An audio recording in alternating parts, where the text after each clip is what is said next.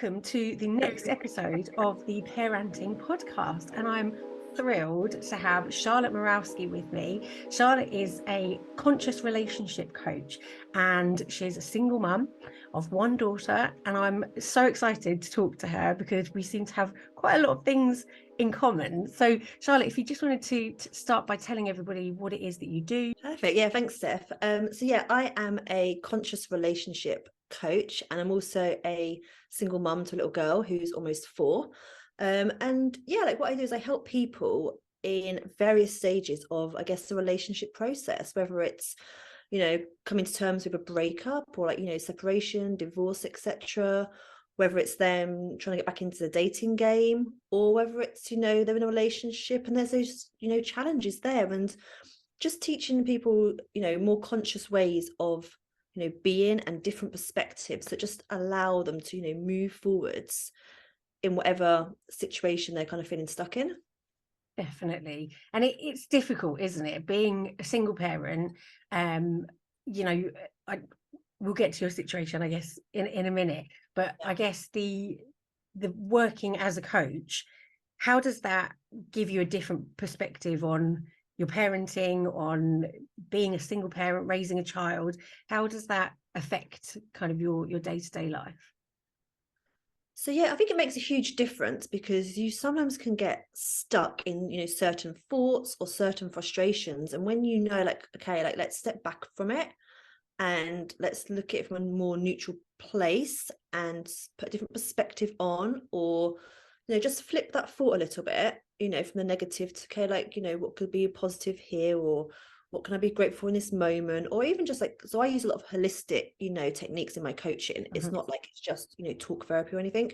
It is a lot of holistic stuff. So it is sometimes do you know what? I'm just going to go and do some EFT tapping now to get through this, or I'm just going to do some, breathing. Even the other day, I kind of put on some EFT tapping, and she was like, "Oh, mummy, what are you doing?" I was like, "I'm just tapping." And then she was like, tapping away as well. It was adorable, but then you're kind of showing and teaching them this is how we, manage things if we're feeling a bit overwhelmed or stressed, or we're feeling the anger coming in or the frustration. As with a parent, when you're trying to juggle different bits, it's this is how we manage it. And it's you're teaching those healthy ways that, I don't know about you, but I wasn't exposed to these things as a child because it wasn't known about then. Teacher just oh, I'm just breathing now, and this is how we breathe. She's like, oh, this is really interesting, or yeah, we're gonna go and have a look at these little crystals now, because these crystals are going to help us feel better right now, or all those kind of things. It's teaching her different and more healthier ways of managing those emotions. And that's kind of the positive spin, okay, I'm feeling really frustrated now, but this is an opportunity to show her how we can actually move through it in a healthier way, rather than just shouting, getting really frustrated, etc. This is how we can just calm our nervous system back down again. And she will get angry about things. It's it's okay to get angry, but we don't react in these ways, in this typical things as children, they want to shout back, or they say those things to cause a reaction, or they want to hurt you, etc. Because it's it's an easy way to kind of get some attention. So it's no, it's okay to be angry, it's not a bad emotion, but let's deal with it in a healthier way. Those are kind of then how you can just, I think, turn it with that coaching frame of mind, rather than this is just a frustrating situation right now. Yeah, I completely agree. And I think, when you're more aware of how to regulate your nervous system and you can model that for your kids, they obviously live with that and they can see how we manage that. And from, our generation's upbringing, we, like you say, we didn't experience that. There was a lot of, crazy stuff that happened, and we're trying to work through how to regulate a dysregulated nervous system and understand how we manage our emotions. How does it work with being a single parent? How does it work when you're on your own? How do you manage co-parenting? So co-parenting doesn't happen. So her father lives in Asia. That's where we were when we kind of had our separation and our marriage ended. So that was a difficult decision that I had to, make, because I was there doing a previous career, so I was doing like the coaching alongside that, and I stayed for quite a while after our marriage ended, so that she could have some time with her father there. And it was a difficult decision originally. He was going to come back, but he made his decision for the best of him, that he wanted to stay there. But really, like, my heart was, as much as I love Asia and there's lots of things I miss about it, my heart was coming back to the UK for various reasons. We'd had a difficult period of time, which we all know in history, where travel wasn't an option, so we hadn't come back to the UK for 3 years. She was 3 months old and I brought her back, and every time it was like every summer holiday, every Christmas, it's like, yep, maybe the next one. And then it still was an option. It was really hard to get back into where we were in Asia.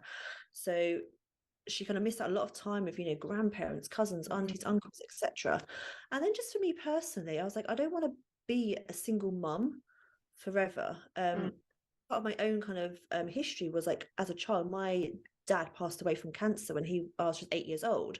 Wow. And my mum had 3 really young children, and she was a single parent for like a long period of time, and she did amazingly well, but it was like tough.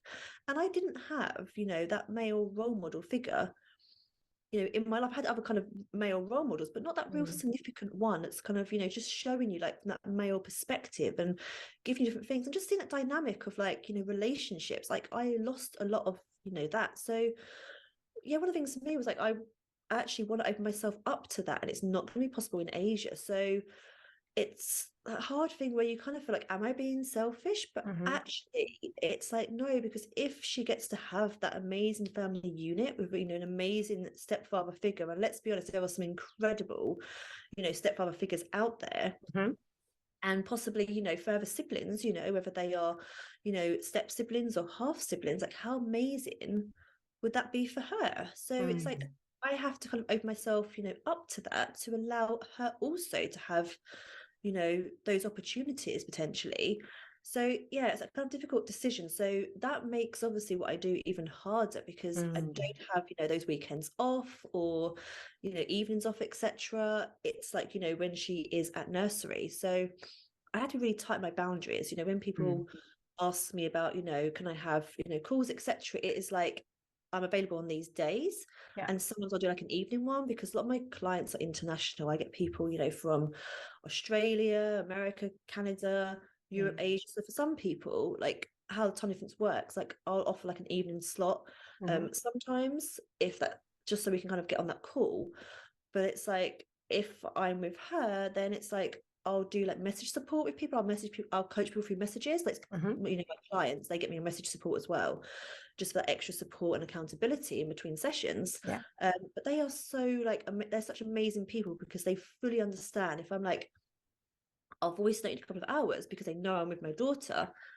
There's just like full understanding, and that's the beauty of creating like really beautiful conscious relationships with your clients as well. Is you have people who, they may not be parents themselves, or they may not have young children anymore, but they fully kind of understand, and there's that understanding like both ways, that just allow you to kind of manage it. And for me, I would never take on anyone as a client who didn't have the understanding, who was like, and that's the thing, it is about boundaries. You have to set those boundaries to say, like, these are my working hours, or like, I'm happy to respond, but it needs to be when it feels good for me as well.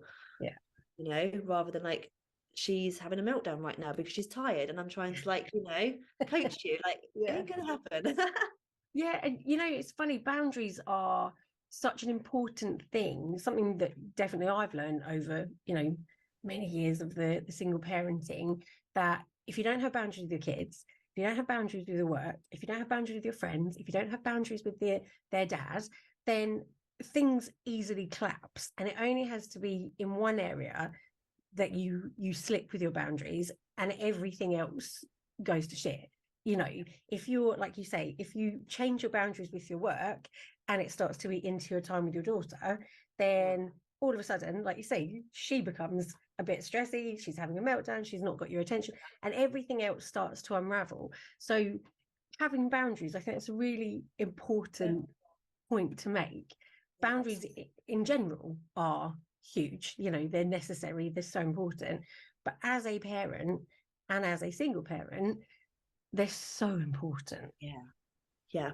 And as much as I allow her to see me doing bits of work, like sometimes I'll say to her, like, mummy has to message a client right now. And I'll just go off on voice note and she'll see that, because I think it's important for her to see that, like, mummy is working, and to have that kind of ethic. But it's that balance of like, it's not 24/7 and you don't get time with me. Yeah. And for her to learn that bit of patience sometimes, like, in 5 minutes, we're going to go do this, but mummy has to send this message first. Yeah. It's work, and her to understand, that side of things, and to see like, yeah, we work and this is how we do it. And, I'm helping people, and for her to kind of sit on as she kind of grows older to, understand exactly like, what mummy is doing, and just to kind of have that like, work ethic and, Yeah, definitely. And it's modeling again, isn't it?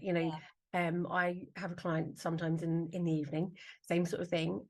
But working with young adults, sometimes it has to fit in with their schedule too. So it has to overlap.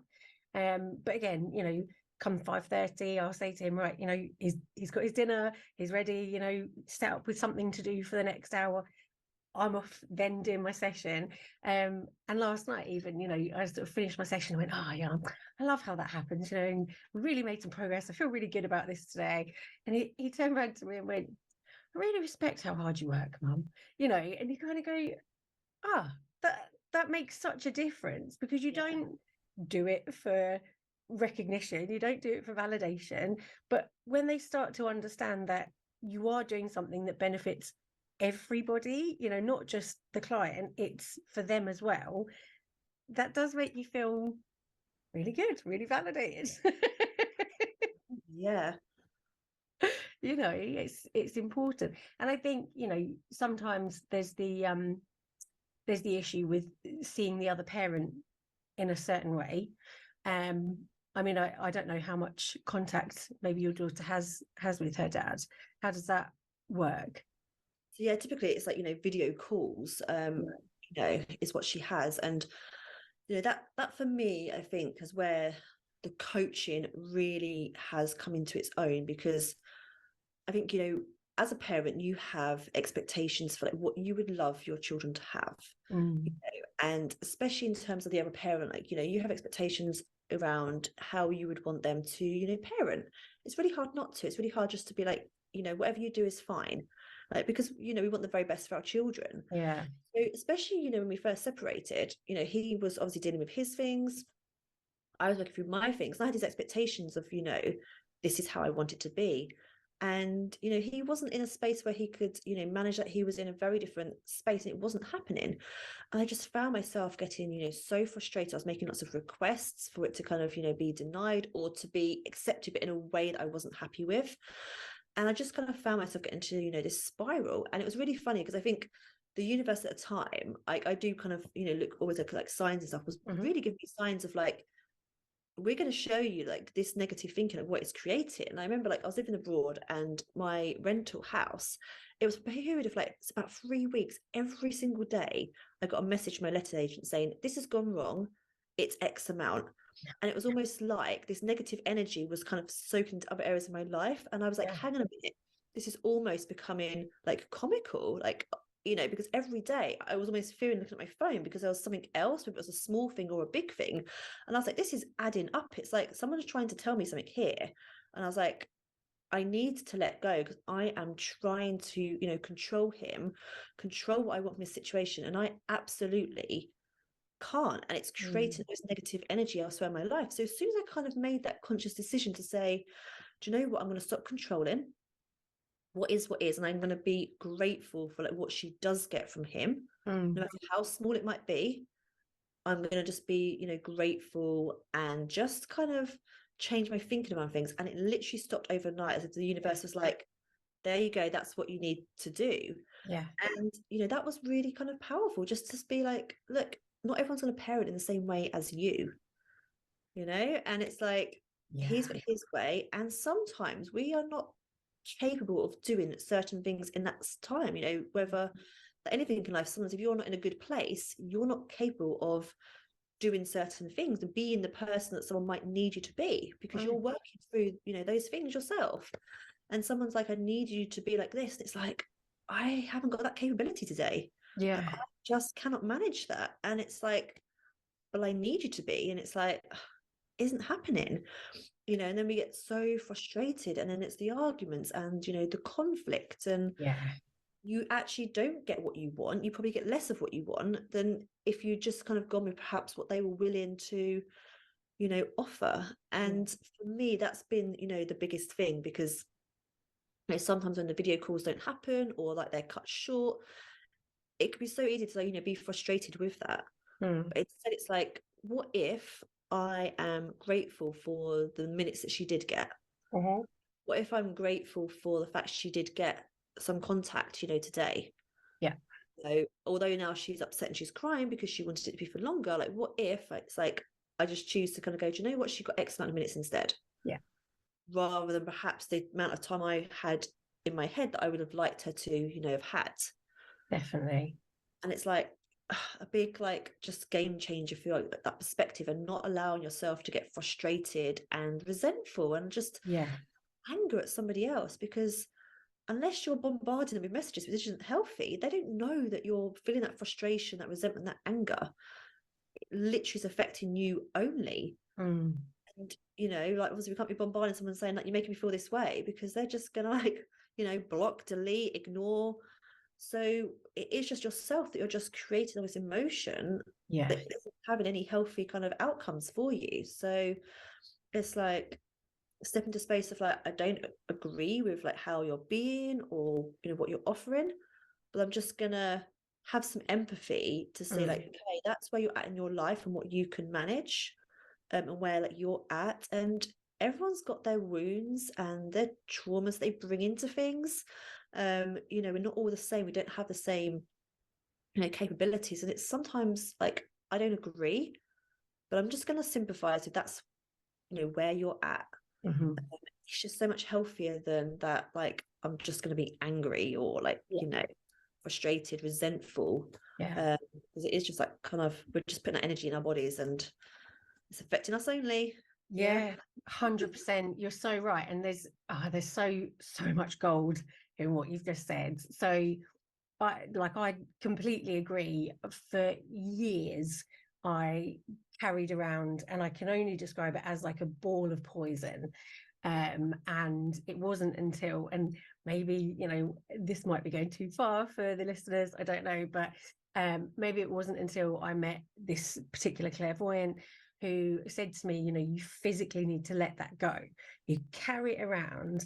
And I mean, this was only in the last maybe 6 years, so this is like half the time that my son's been alive, and the physical visualization of letting it rise up and dissipate was a game changer.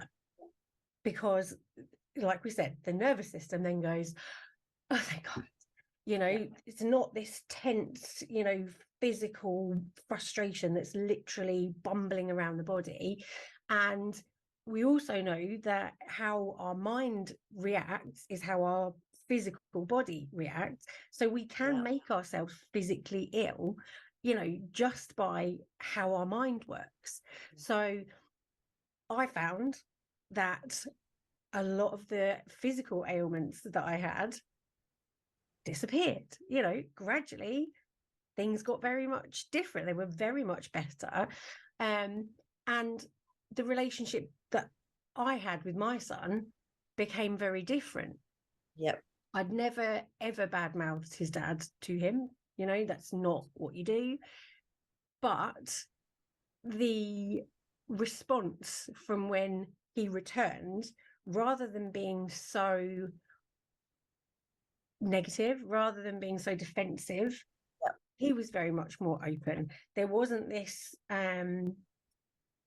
like a your house, my house kind of scenario. It was much more fluid. And I can't say that that's completely me. I'm sure there's, I know there's animosity on the other side. And I know I'm not talking out of turn here, because he would definitely say it too, but when one of you makes that change, that changes the whole dynamic.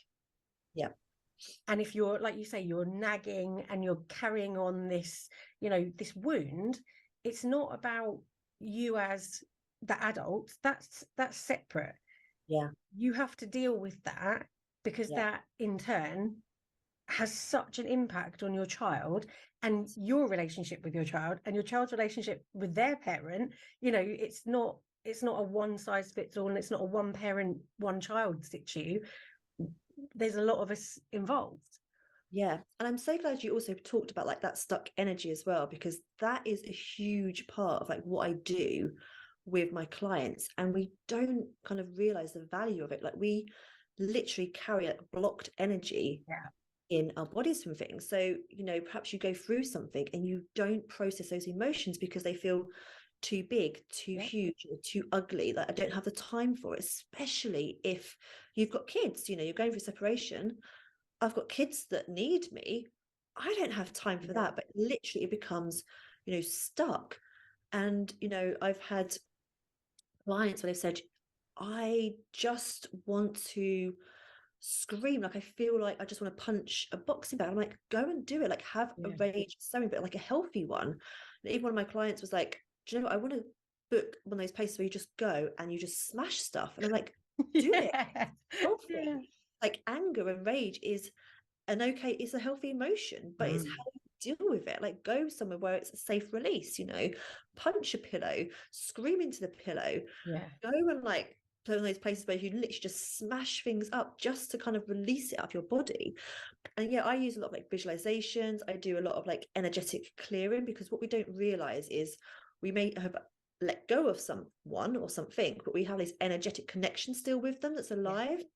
So I'll do like a meditation with somebody and they'll be like, oh my goodness, yep, I saw in that meditation how I was still connected to someone. And then I talked through how to, like release it. Mm. Just, like a somatic release of like, yeah, there's this anger in my body or this memory that was really difficult. And Yeah. it's like, right wherever it might be in your body, and just showing people how to kind of just literally shake it out of your body and move it and like dissipate it out is so, powerful. And they're like, I feel so, different afterwards, because we do things at a conscious level. Like, yeah, I don't miss that person, but there's still hurt there. There's still perhaps Yeah. trauma to those emotions that we haven't, processed. And you're right, like it does manifest out in how we are. So maybe we feel very kind of low on energy, or we're starting to get all these different illnesses, coming through, and a lot of this, stuck energy. I've had clients where they've had different ailments or like chronic conditions, and actually they've been too scared to let the emotions out because they feel like they are too much. Like, what if I just cry and cry and cry? Go for it. Yeah. Cry, cry and cry. And then here's some techniques to work through it so you're Yeah. not stuck forever in there. But those tears have got to flow. Yeah. And Yeah. that's the whole point of emotion. It's energy in motion. And if you hold on to the emotion, the energy, it's not going to go anywhere. You have to let that energy out. You have to let the energy have some motion to leave, and then you can start healing. Otherwise, it's trapped, like you say. Yeah. And another like Angela, this is good to clients, is like when you're holding on to these things, it's like imagine like you've got your arms and literally your arms are full of stuff Yeah. and you're carrying around, and then something good comes along to you in your life and you're like, I can't hold on to you because like, hello, all this stuff I'm carrying around, like this stuck energy in my body, or these, thoughts or feelings or, memories I'm still holding on to that hurt. And it's Mm. like, I haven't got any capacity anymore. It's like once we put them down and let go, like, hello, yeah, I can receive that. Like Yeah. I've got the space to receive it, like I don't have this energy in my body anymore. I actually can receive, love back in and like, good things because I've cleared space for that. It's such a great analogy. Yeah, you're so right. And that's the thing about trauma, isn't it? People band the word trauma around so often, and triggers. And I think what's important to appreciate is it can be, something that's quite similar, and I could maybe brush off, could maybe be really significant in your life, and vice versa. And some people handle breakups, grief, death, all of those things, very differently, and they are able to cope and process and manage and release and move on. And other people, like you say, have this build up, it's a childhood something, it's a personal something, it's a, somebody said something, it just builds and builds and builds, and before you know it, you're not able to give or receive anything. You're just bitter, you're just encompassed, and it's all consuming because there's nowhere to let it out. And even, as you say, like just going for a run, or doing a HIIT session, something that physically Moving your body. expels some energy for your body, helps your mind. That's the whole point of dopamine, serotonin, all these happy hormones. That helps our physical body and our mental health. It's people forget how easy it is to connect the two. Yeah, and it is like, if you're just feeling like really stuck, it's like, just find a way to move, if it is just doing a yoga flow, or putting on like your favorite song and just dancing around like your living room for a few minutes, just gets it kind of moving, going for a run, going for a walk, just something that like just gets you moving. Really helps just to kind of shift that energy out.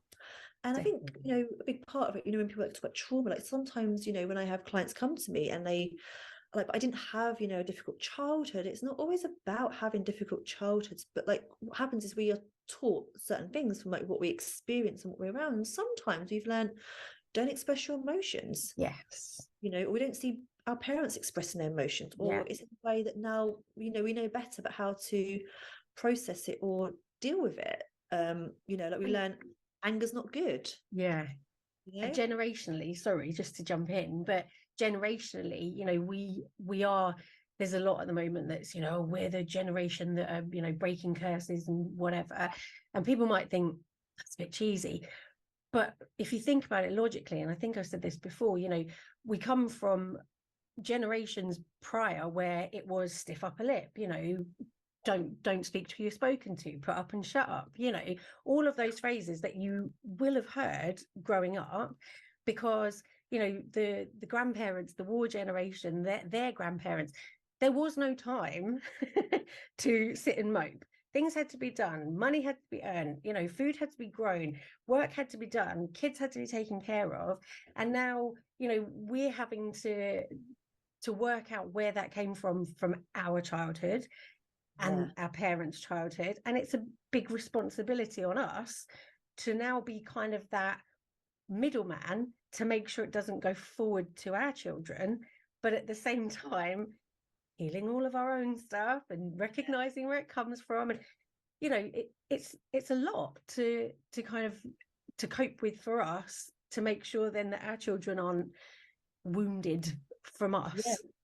Absolutely. And even just, it doesn't even need to be like anything big that happened, because as children, we don't have that rational brain at a young age. So literally are very, literal. So we see something and we make a very literal, this means this then, that we kind of hold in our nervous system, in our subconscious. And as adults, we don't realize how we're being, how it affects like our sense of self-worth and our self-esteem. So even little things like, as a child, maybe your mum was busy doing the washing up and you really wanted her attention. Maybe you've just done a picture and that you're desperate to show her. You're like, Mum, look at my picture. And she's like, give me 10 minutes, I'm doing the washing up.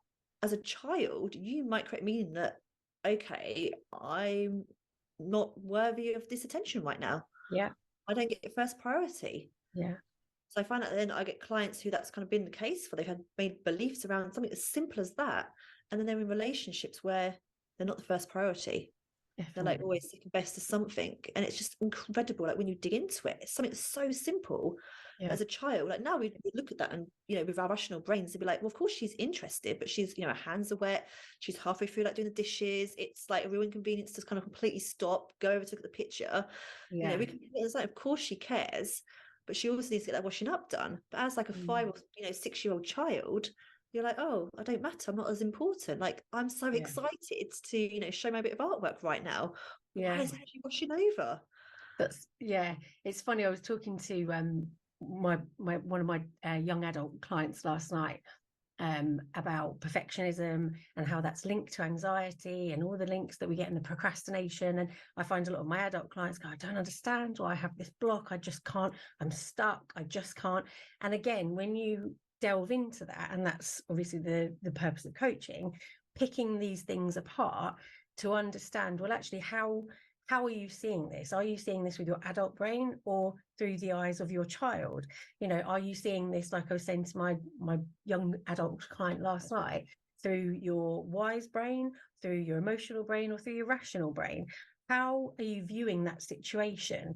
And like you say, as a child, the emotion is, oh, well, I'm not important.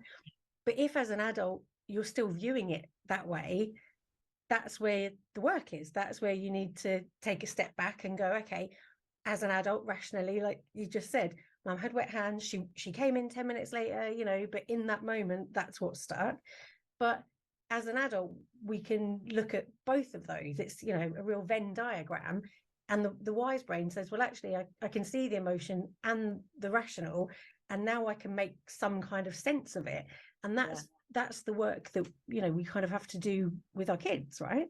Yeah, absolutely. To kind of say, like, you know, you are absolutely worthy, you know, but like, you know, sometimes there is like a patience element in there, or something needs to kind of be done first. It's not that you're not important, but like, you know, like anything, we all have to learn to kind of, you know, wait. You know, if we've got a partner, like, it's normal. We can't just be like, they're going to be, I click my fingers and they're there with their attention. Yeah. It's like, we want to give you that attention, but maybe they're at work right now, you know, or they're in the middle of something.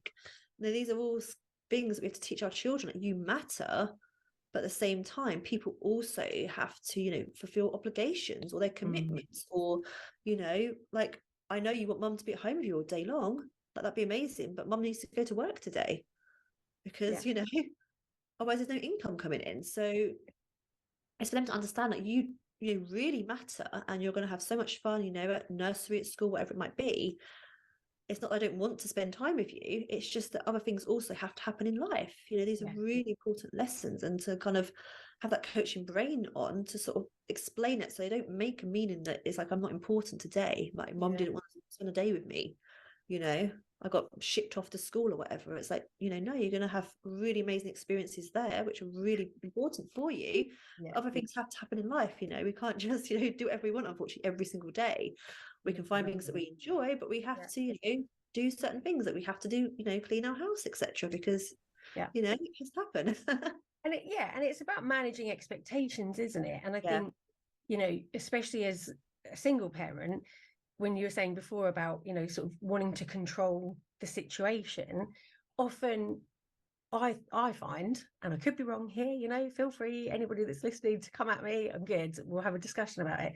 But I find there's a very fine line between controlling the situation and managing what needs to happen. And I think the expectations of parent, you know, separated, extended family, household, whatever it is, to have those expectations voiced is very important, so that it's having needs met, it's making sure that you're not over expecting things, you're not disappointing yourself because you've expected things that haven't or can't happen. Same with the child, you know, teaching them from an early age that, like you say, if daddy's going to FaceTime, he'll do his best, but the Wi-Fi could be out. He could have, you know, got stuck in traffic. He could have, you know, there's a bunch of reasons. And again, it's not for you to internalize that it means he's not there for you and it's you that's the issue. It's managing those expectations. No, definitely, because, you know, especially for very young children, it can be really, really hard. You know, obviously where he is, there's like, you know, a time difference. So sometimes, you know, it's like, I want to call him now, and it's like, it's the middle of the night where he is, you know? And for them to understand, because they're looking outside going, it's not, it's like still the afternoon.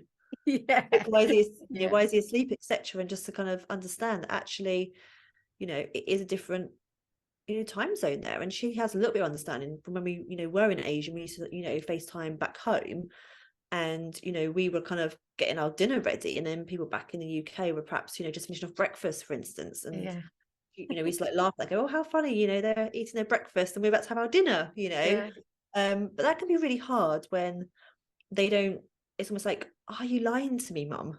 Because they don't have the understanding that things might be different, or like, are you just giving me a line? No, it's like, you know, this is how it is, you know. And for them just to, you know, start understanding that is, you know, it's really, really important. And to sort of also just that, like, some disappointments happen. You know, in life we face disappointments. It's like how we lead ourselves through them. Like, that's a, you know, a big part. Like, we could sit here and cry over it, you know, stamp our feet, like our inner princess can come out and kick off. But like, it isn't going to help us. It's like you step into, you know, queen energy of like, okay, I'm disappointed. It's okay to be disappointed. Like, let's just lead ourselves through that. Like, I'm just you know, maybe I'm gonna go and release that disappointment in a healthy way. And, you know, how can I do it instead? Well, what about if we actually schedule in, you know, say it was like about a call that didn't happen, like let's schedule in the next call, and then we know that on this day and time we're gonna try again for that call. You Yeah. know, what else can we do, like, to just manage disappointments? Because unfortunately in life, disappointments happen. Yeah. You know, not all roses and, you know, sunshines and rainbows, etc. So we have to, like, you know, yeah, it's okay to be disappointed, but like, let's lead ourselves, you know, through it. And what are we making that mean about us? You know, if, like we say, that the disappointment is such that you kind of go, it's my fault, they're not there, da, da, da.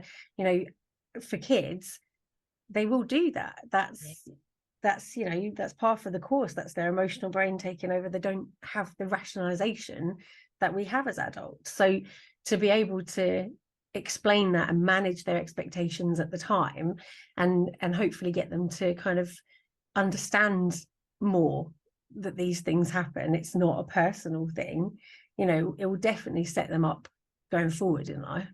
Yeah, definitely. Yeah, So absolutely. in terms of dating, Yeah. as a relationship coach, what would you say is a good way to maybe get back into the dating game? You know, how do you kind of manage that for you and for your child going forward?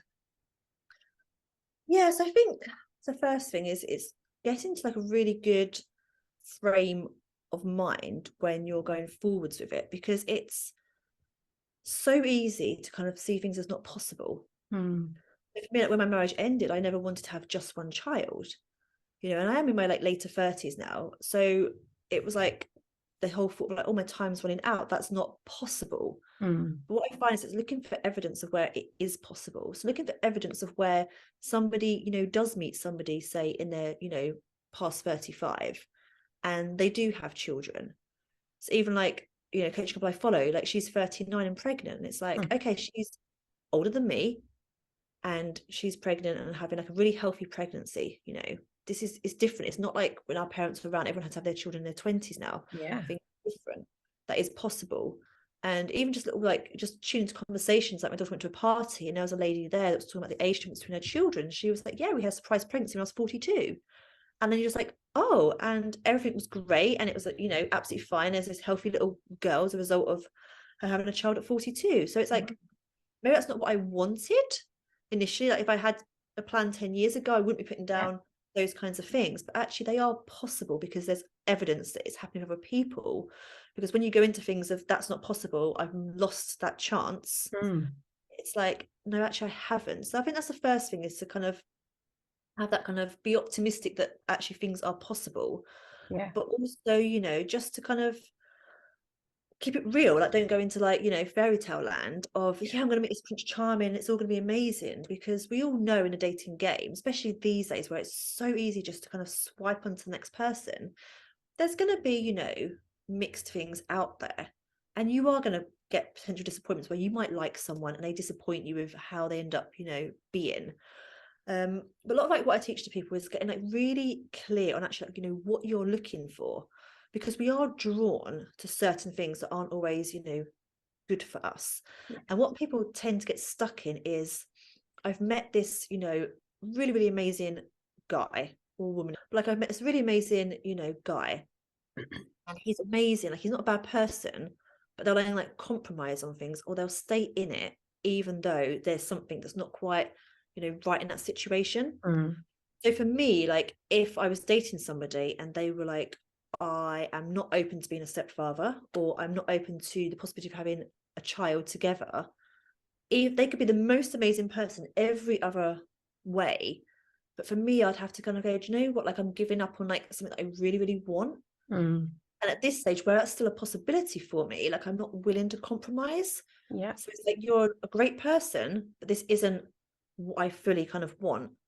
You know, I relate to sometimes like, you know, just like house hunting, like you can go and find the most amazing house ever. Like this is a dream house, but it could be in the complete wrong location for you, you know, or the price range could be completely Mhm. way out what you want. And you're like, it ticks every box except this one key, you know, factor. Like the location is like a non-negotiable for me, or the price is, because like I can't stretch to that, you know, whatever it might Mm. be.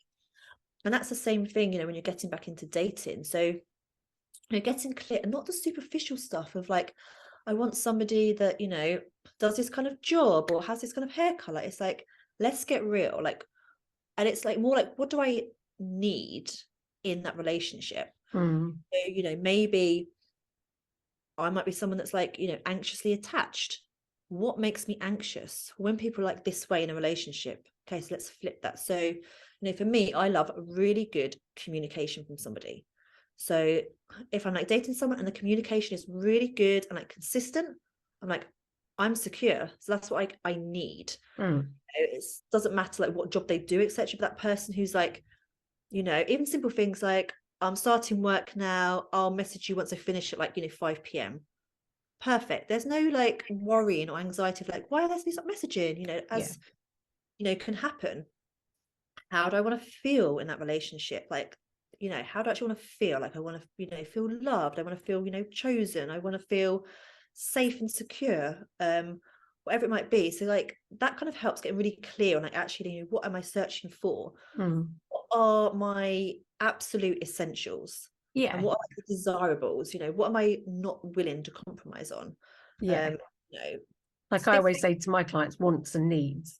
Needs are essentials. Wants, you can kind of tailor them. They're not essential needs, but like you say, the secure attachment, the communication, maybe where they live, for example, or if they want kids, those kind of things might be things you need to feel like it's going to move forward. But hair color might be a want, a preference. And because sometimes people come to us and they maybe weren't like quite what we were expecting, but we're like, actually, this person's showing up with everything that I want. And then I think when it comes to like actually going out there and putting yourself out there, like you have to be realistic around what is possible for me. So it's like, well, I can put myself into different social situations, such as maybe like joining a gym where like you might meet different people, or just sometimes being out and about in places. But it is like the biggest, I think, thing I find, which is a mindset block with being a single parent, is like if I'm out with my daughter, because I find if I was like saw like say a guy out with a child, my instant thought is there's going to be a mum somewhere at home, off with her girlfriends today. It's like people don't wear a badge saying I'm a single parent, and open to dating. So it should. It should do, yeah. It makes it kind of hard.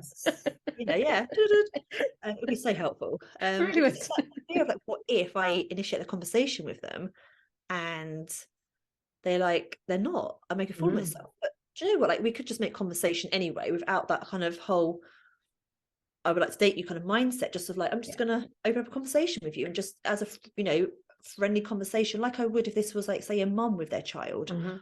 Think of it in that way.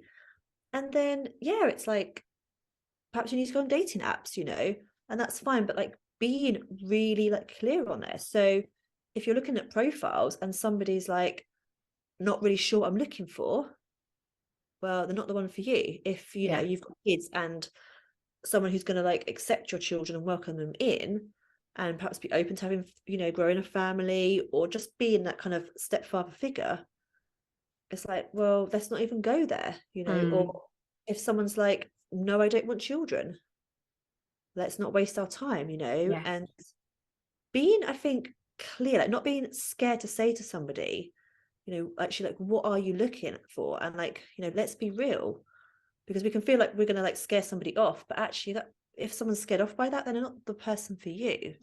100%. 100%. Could you see yourself, perhaps being a stepfather figure one day? Like, yes or no? Like, what about children? Like, what's your view on that? What's your view on this? And actually kind of asking those deeper questions when you are dating, because it can feel like hard to reject somebody if you're like, this person's like really amazing, I'm really attracted to them.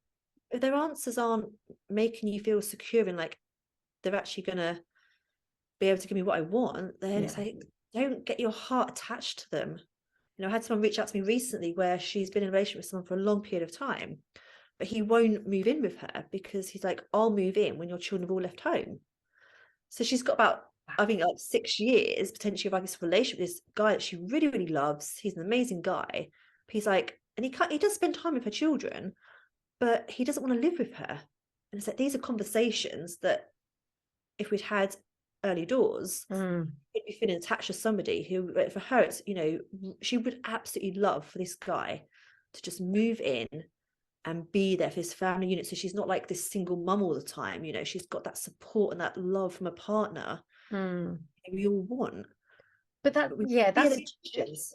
yeah, that's a tricky one, isn't it? Because, you know, she doesn't need him to move in to be another parent figure. She's got that, like, she's doing it.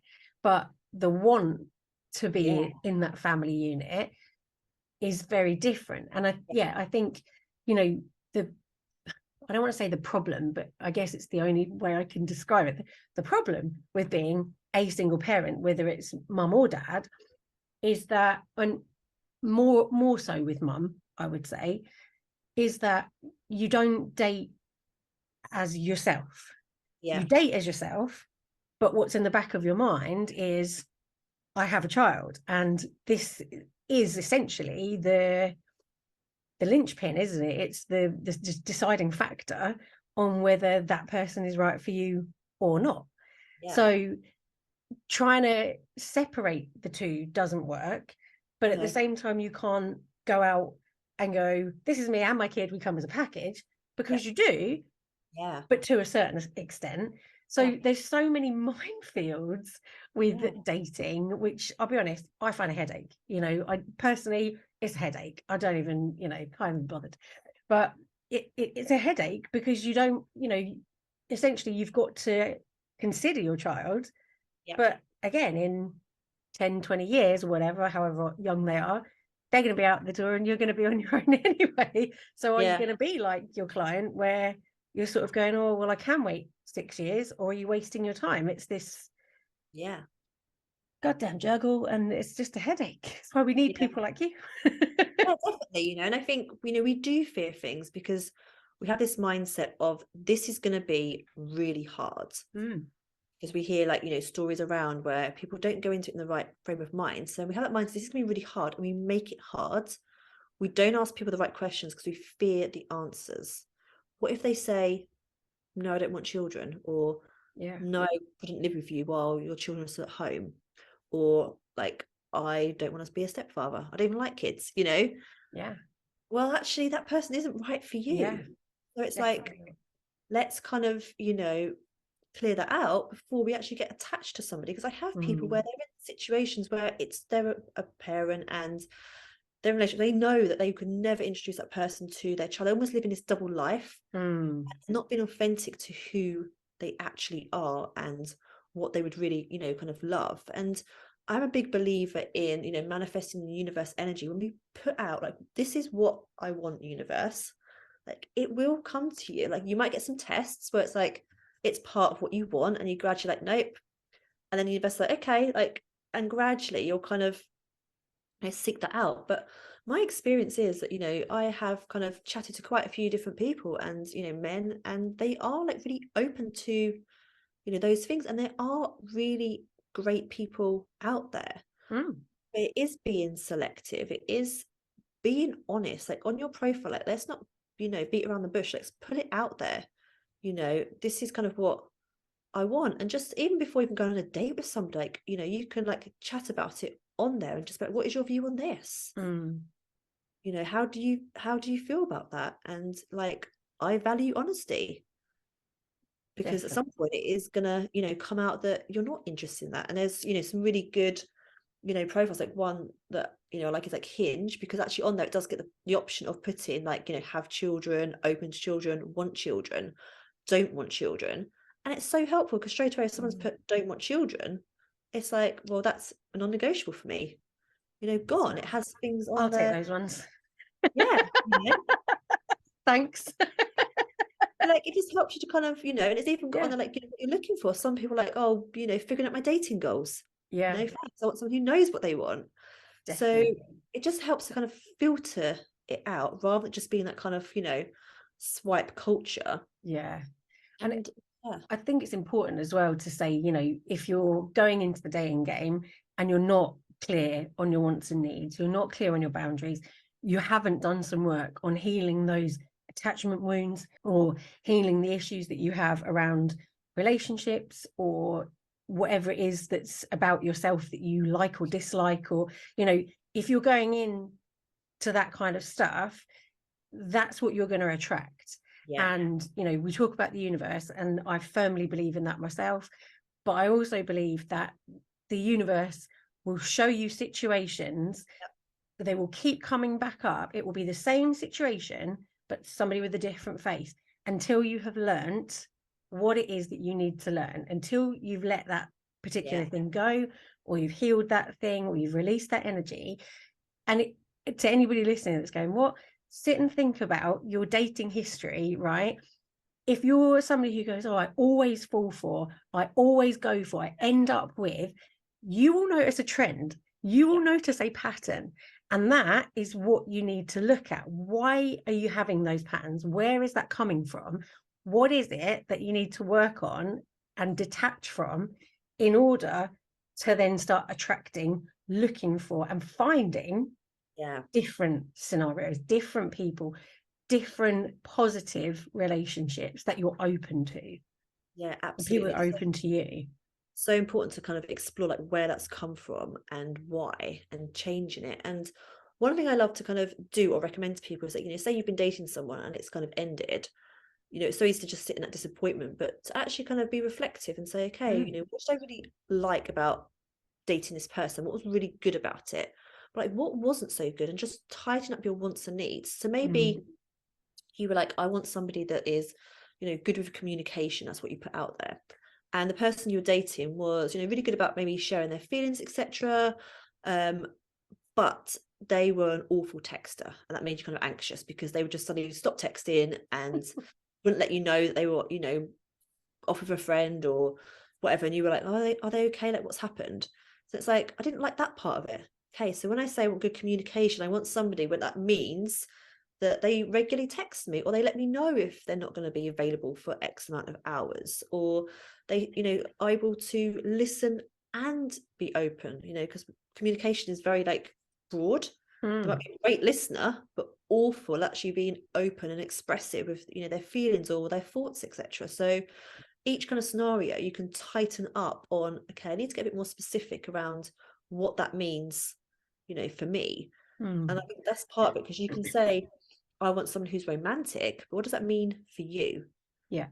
Is it like someone buying gifts? Is it someone, you know, planning surprises? Is it someone just, you know, speaking really beautiful words to you? Like, you know, what is that romance for you? Yeah. You know, it's all different, it's all personal. So I think for each situation, just like, what kind of do I want to tighten up from that? Like, what wasn't okay? Like, actually, it took me ages to work this out about that person. Why was it? Well, actually, maybe I could have asked a deeper question, you know, because I was focused on it. We've got the same interest, etc. And, you know, interests aren't that important. Like, you want to have shared things. And I'd say it's more about the quality time with someone that you want to have shared like commonalities with. So, like, you know, we like, perhaps, I know, going for walks, you know, we like going to the beach, or we like watching movies. But in terms of interests, like, it's not so important. Like, it's just nice that they have interests. It is around, you know, those values and who they are as a person is way more important. But what we do is we get excited, like, wow, you know, you love Disney like me, that's amazing, like, we're soul, you know, we're soulmates. Yeah. Rather than actually you're a dishonest person, or you're someone who has no empathy, or your communication's poor, or like you're emotionally unavailable, or you know, you can't commit. Even not being afraid to sometimes just to like, we always hate asking about previous relationships, but just pop in a question of like, don't need to go into it, but like, why did your last relationship end? You know? How somebody talks about their ex is very, very, very telling about how they are as a person, how they are in relationships. Be very, very, very, very, very aware of what you hear about an ex. Yeah. And how it relates to your situation. So someone's like, my ex wanted children and I didn't, so I left. Hello, there's your answer. You know, or yeah, my ex wanted us to live together and I didn't. And it's like, well, let's dig into that. Why was it? Was it about the person, or the fact you don't want to live with someone? you know, because maybe you do want to have a partner down the line where you are living together, and Yeah. you know, some people want separate households, that's fine, but it's about like what you want and Yeah. need, and is that person kind of, you know, matching it, and just not being afraid to word questions in, you know, the right way, and Mm.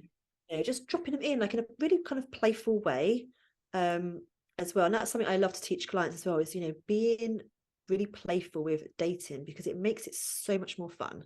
Mm.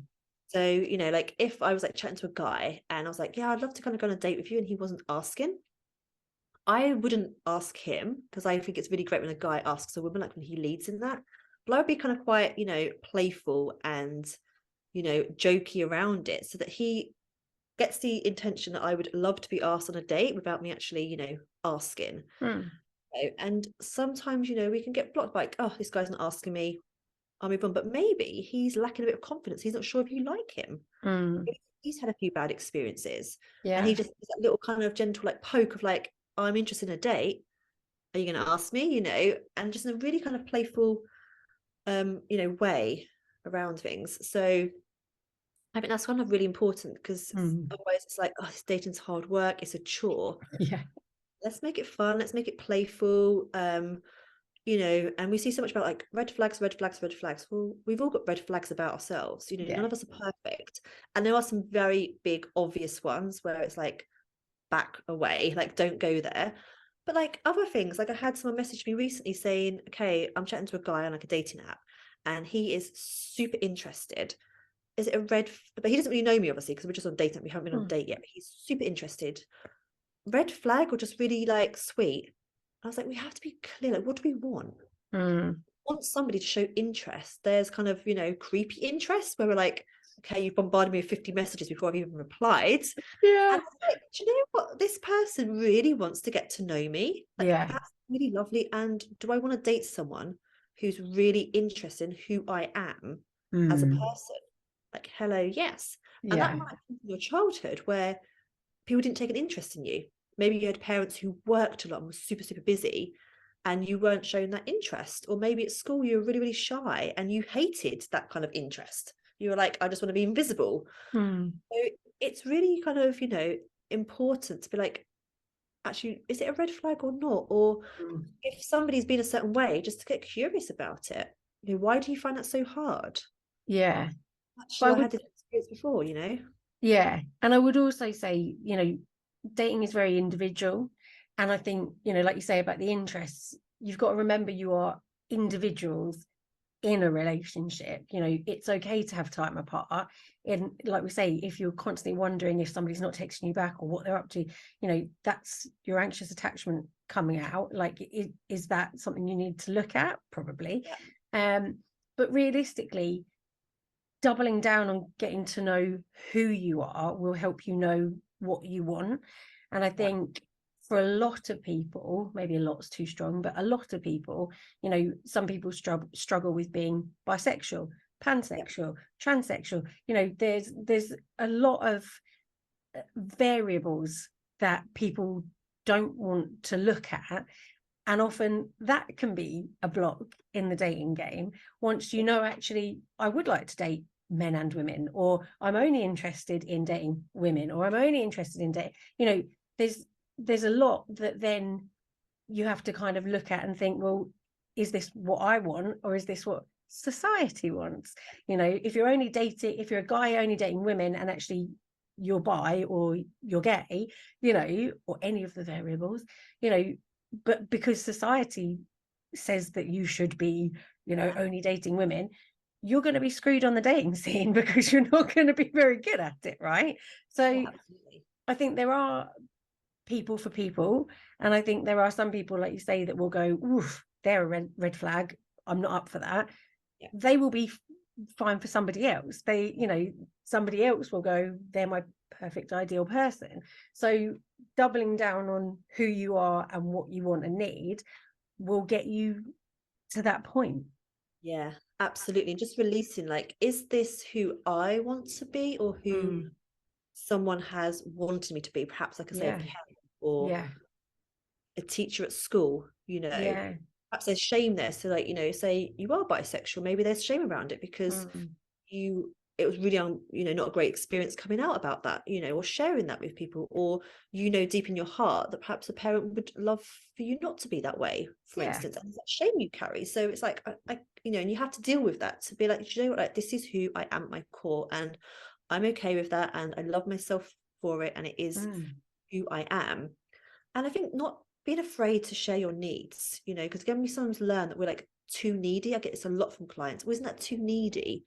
And I'm like, our needs are important. Like, yes, we have to meet a lot ourselves, but say like you love good communication, let somebody know that. Yeah. You praise them. So like if I was dating somebody and their communication was really great, I would compliment on them and say, like, do you know what? Like, I really love how you are in your communication. Like when you do X, Y, and Z, like that's really That attractive. means a lot. I really like it,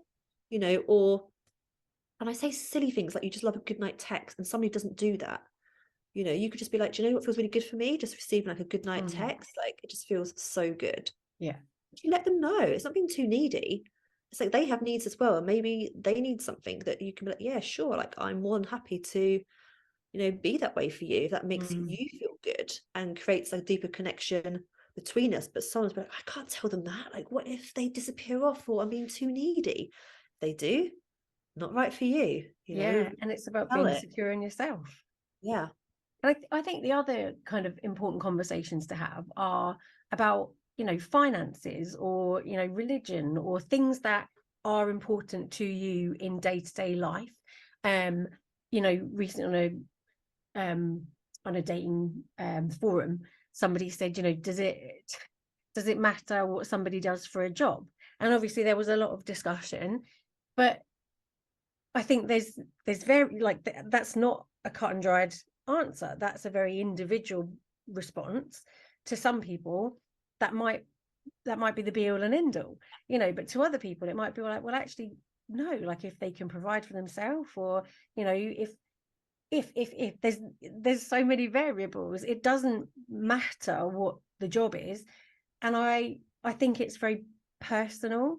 But I think you have to have those discussions about, finances, and can you support yourself? Or if we moved in together, for example, would you want your own bank account? Would you want to do, all in? Would you want to just have half joint, half, what are your expectations in that? And meeting the family, for example. Some people are like, I never want to meet the family, or I never want to meet the kids. Or some people are like, I want to meet family and kids from day one. Is that right for you?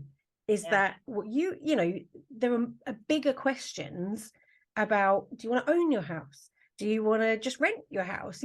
Things that might seem irrelevant because they're not maybe what you talk to your friends about. But in a partnership, in a relationship, some of those are going to be deal breakers.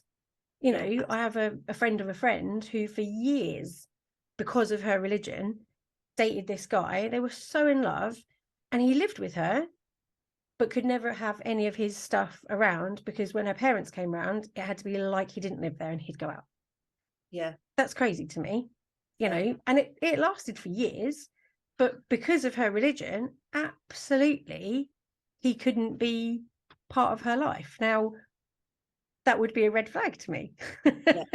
Yeah, absolutely. Like, what's important to you? Like, are you okay with that? Or, do you want it to be different? And that is a hard thing with, religion, is sometimes, that like you perhaps couldn't have those conversations with your parents because it's a different generation, and that could be difficult. And just going back to a lot of things you sort of said there as well, it's like, one thing I teach my clients is there is no rule book. And we think there's a rule book because it comes from society. And we get caught up in, what are the rules? So, what does the rule book say about when I should introduce my children to a potential partner? It comes from you. There is no rule book that says you need to wait till X amount of dates or X amount of weeks, months, whatever. It's like when it feels, right for you. And I had a friend who had been, dating a guy for like a long period of time.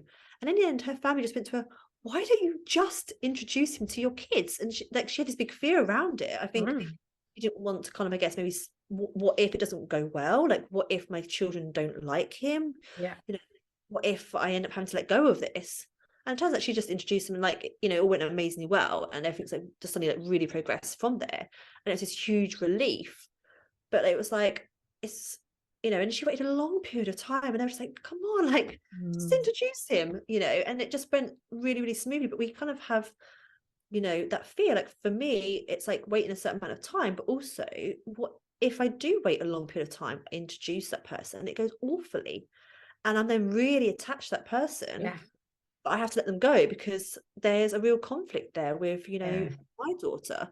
It's but that is what's personal for me, but for somebody else, they might have, you know, very different, you know, views on that. And we get caught up with what other people tell us that we should be doing. yeah. You know, and I get this a lot from clients. So I had a client reach out to me the other week, and she's not a parent, but she is dating this new guy. She came to me because she was really stuck with a breakup. Through coaching, we quickly turned that around because it had been a while ago.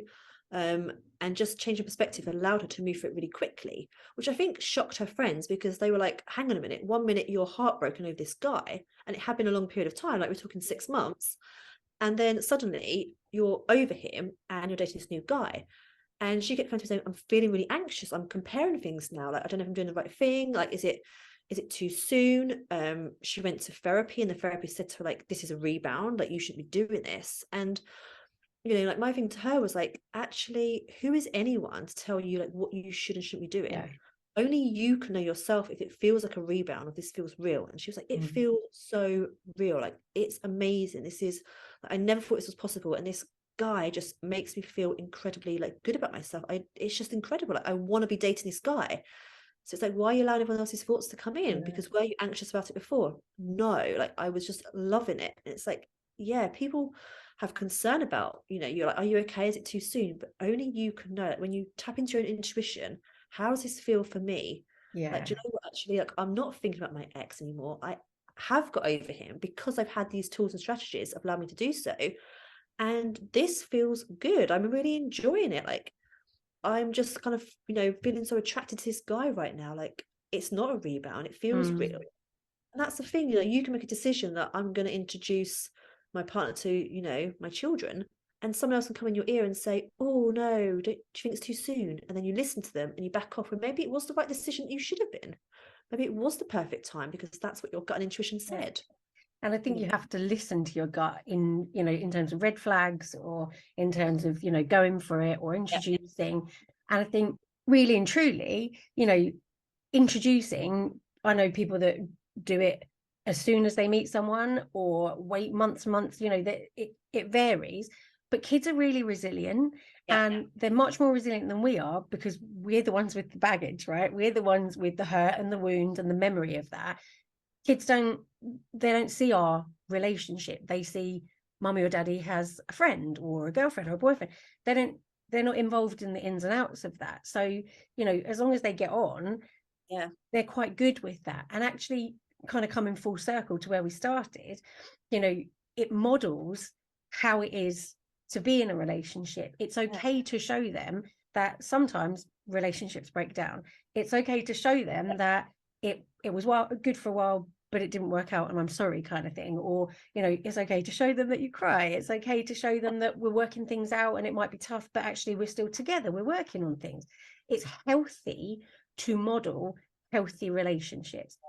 I will say it's not healthy to stay in relationships that are unhealthy, that are toxic, that are damaging, just to show them it's working. That's not good. And we're not at all, you know, championing that in any way. Yeah. But in terms of, you know, staying friends with exes, that's something I've never done. I've probably got 2 or 3. But the last guy that I kind of dated, I very much went, well, we can't be friends anymore. And he was like, why? And I went, well, because I'm not friends with exes. I have no need for that. It's not the energy that I need. And he was like, do you not think it's more healthy to model being friends with an ex and still be? And do you know what? I'm only human. He was right. We're very Yeah. good friends. He comes around all the time. Like we, you know, I go over, not in that kind of way, like, but we are friends. And actually, it's good for my son to see that because I've not been friends with any of my exes, you know. And again, there are very different cycles that come round that if you're open to it, positive things can happen. Absolutely. And I think it's always, you know, situation dependent. And like a lovely thing I like to ask clients when they're like, you know, I really need to be friends with somebody is like, would this person be a friend ordinarily in your life? Do Yeah. they have the values that you would have as a friend? Like, would you pick, if you hadn't dated them, would you pick them as a friend? Yeah. What do they And bring just little into your things like, life? do you see yourself being in a space where you could be happy for them? Like, you find that they've got a new partner and you're actually happy for them rather than jealous or it's hurting you. Yeah. Maybe you can't be friends right now in a bit of space, but like in a few months' time, you're like, yeah, absolutely, I could be in a space where I would be happy for their good news, you know. And like you said, it is really good to kind of model that. And actually, if someone has had a key part of your child's life, for them and your child, suddenly to kind of completely lose that can be quite a shock, because Yeah. that person might have been significant in your child's life. They might have Yeah. enjoyed that time with them, and suddenly kind of lose that. Your child's then affected by that, and that person as well. Like, they've perhaps been, you know, a father figure to your child, and suddenly they're no longer there. So if there is a Mm. way that actually that person is a good person, they have really good values that you would choose them as a friend, Yeah. you know, and you could be happy for them down the line. It's like, actually, like, maybe I could park my ego and actually explore that. You know, it's Yeah. different if someone's actually a very toxic person, you think, actually, like, no way, Yeah. like, they need to be out of my life, like, completely different. But sometimes it's like, this person actually was a really great person, and they are still that great person. It just wasn't, you know, right for us. So yeah, I think it's always situation dependent, and it, yeah, like, might be just initially that you have that space because it's like, we need to just move through our, you know, emotions and feelings first of all, to get to that Yeah. space where, you know, we can be friends, be okay with being friends, and be happy for each other if we, you know, do get a new partner down the line, or we're dating somebody, you know, without that, where you're in that space of like, no, I couldn't be. That's, you know, not good for you either. So yeah.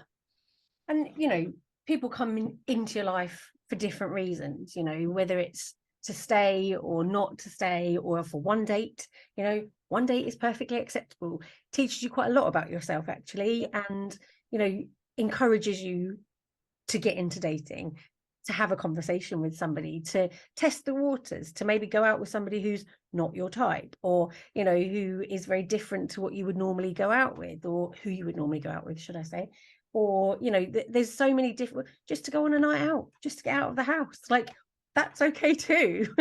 You know, it doesn't have to be dating with the potential to live with, get married, that's the end of it. You know, Yeah, just absolutely. dating to dip your toe in the water actually can be more beneficial, just getting to do it in the first place. A lovely focus I love to sort of give to people is to go with like curiosity, because what we often do is, like, we come from an anxious place or like a low self-esteem place of, is this person going to like me? Am I going to make a fool of myself? Let's switch it. Let's go into it and be like, am I going to like this person? 100%. Am I going to enjoy this date with this person, this time with this person? Would I see them as someone that could be a future friend or perhaps a future partner? Like, you know, Yeah. that curiosity, like, and enjoy it and learn and be like, I didn't like this kind of person. Why? Because, you know, they were like this on the date. Great information. I can take that and just Yeah. help it to like fine tune that dating process. Or even noticing yourself, I literally was shaking throughout. Why? Where's that come from? You know, that's something that I need to then work on to build my confidence. But I love just flipping that curiosity, because actually, why do we always focus on, are they going to like me? Are they going to Yeah. find me attractive? Am I going to have enough to say? Works kind of both ways. Are they asking, you know, you questions? You know, do you like them? Are you attracted to them? Are you having a good time? Are they making you feel calm and relaxed? You know, Totally. I love yeah. that. I love that. So I guess sum up like a lovely kind of, just a phrase I love to give to people in any situation, but especially like if you are dating and it's not going so well, it's just a kind of, we always go like, oh, why is this happening to me? Like, I'm not meeting anyone. This is awful. But just flipping it and be like, how is this happening for me? And it's given us those valuable lessons of like who we are, like what we need to work on, what we actually want. Like, why did I not enjoy this? Because I didn't get clear on what I needed. I was dating somebody, it was so far, like, amazing person, loads of fun with them, but could not meet my wants or needs at all, you know. And I was really anxious in that situation. Why? Well, because this was going on. So just use it as a reflection on like, how's this happening, you know, for me? Like, what information is it giving me? And actually just valuing your own importance. I actually want to know if I like this person, if they're good for me, if they can meet, you know, what I want. And just having that openness to like possibilities of the future, because we can close ourselves off and be like, it's not possible, because maybe we listen to our other single mum friends where they're like, this has been awful. I went on this awful date, or I met this guy, or this disappointment happened. And we take that in. That's going to be the case for me. Doesn't need to be. Look for alternative evidence where it has worked out. So for me, like my friend who's met this really great guy who's taken on her 2 children and they've now just bought their house together, that is amazing evidence for me to focus on, compared to, say, if I had another friend where they've been like a dating disaster, you know. Focus on that. Like, if it's happened for her, then why not me? Definitely. Yeah. Definitely. Anything's possible. And I think you're right. If you have the right mindset and, you know, you go into it with the right intentions and you're looking for the right things, then there's no reason why you can't get positives out of this, even if there's small ones. You know, I got myself dressed and I had the courage to go out on a date, or, you know, it might have been awful, but, you know, that was the only good thing. So still something good came out of it. Yeah, absolutely. And you know, there are so many variables in dating. It's so personal that, same with, you know, with parenting, single parenting, in couples, whatever. I think we just have to be mindful and remind ourselves that we're doing the best we can, and we can only do what we can do, and we can only take the positives as and when they come. Yeah, absolutely. I've loved talking to you today, Charlotte. Thank you You too, so Steph. much for your time.